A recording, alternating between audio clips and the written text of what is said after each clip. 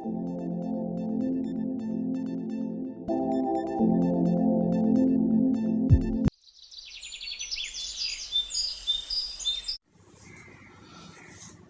اللہ الرحمن الرحیم۔ السلام علیکم۔ نام اور اس کے معنوں کے ساتھ نعیم الزمان دریچہ میں آپ کے سامنے ایک مرتبہ پھر حاضر ہے، اور اس مرتبہ جو ہم نام لائے ہیں وہ ہے عکاشہ۔ عمومی طور پر اگر کہا جائے تو عکاش یا عکاشہ کے معنی مکڑی یا اس کے جالے کے ہیں، لیکن قرآن میں مکڑی کے لیے ایک اور لفظ آیا ہے، وہ ہے عنکبوت۔ عنکبوت کے معنی مکڑی۔ عکاشہ یا عکاش عنکبوت کا مترادف ہے، اور عکاشہ مکڑی کا گھر یا جالا۔ یاد رکھیے کہ مترادف معنی نہیں ہوتے بلکہ وہ قریب المعنی ہوتے ہیں۔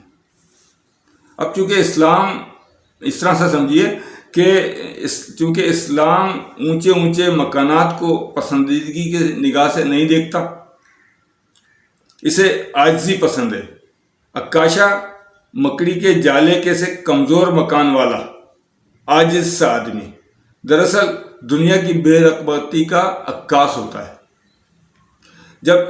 جیسے جسے اسلام پسند کرتا ہے، جب ہم کسی نام کے معنی کے مترادف کو لیتے ہیں تو ہمیں اس کے پورے سیناریو کو سمجھنا چاہیے، تب ہمیں معنی کا ادراک حاصل ہوتا ہے۔ عکاشہ کا مطلب مکڑی یا اس کا جالا نہیں، بلکہ اس میں پنہا ایک پوری سوچ کا نام ہے جو ہمیں عکاشہ میں معنی دیتا ہے۔ اگر عکاشہ کے معنی مستحسن نہ ہوتے تو نبی پاک صلی اللہ تعالیٰ علیہ وسلم اسے ضرور تبدیل فرماتے، اس لیے کہ یہ آپ کے ایک صحابی کا نام بھی تھا، اور وہ صحابی جو تھے وہ اصحاب صفہ میں سے تھے، یعنی غریب مسکین سے ایک صحابی تھے، اور لیکن بڑے جری انسان تھے۔ آپ کے بارے میں ہے کہ ایک جنگ کے اندر، غالباً جنگ احد میں، آپ جنگ کر رہے تھے تو آپ کی تلوار ٹوٹ گئی، تو نبی اکرم صلی اللہ تعالیٰ علیہ وسلم نے آپ کو ایک کھجور کی شاخ دی، کہا اے عکاشہ اس سے جنگ کرو۔ تو آپ نے جیسے وہ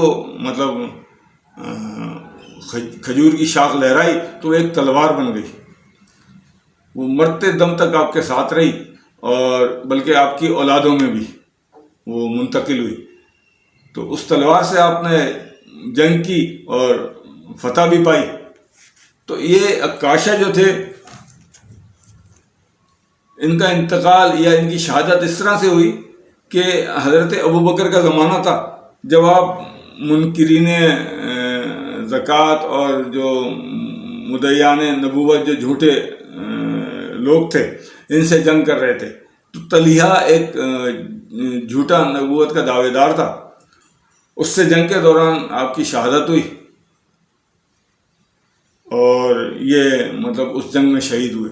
تو یہ بڑے پیارے صحابی تھے، اور یہ جو عکاشہ ان کا نام تھا، تو عکاشہ جو نا اس میں بھی آپ اس کے مفہوم کی طرف جائیں، نہ کہ صرف معنوں کی طرف۔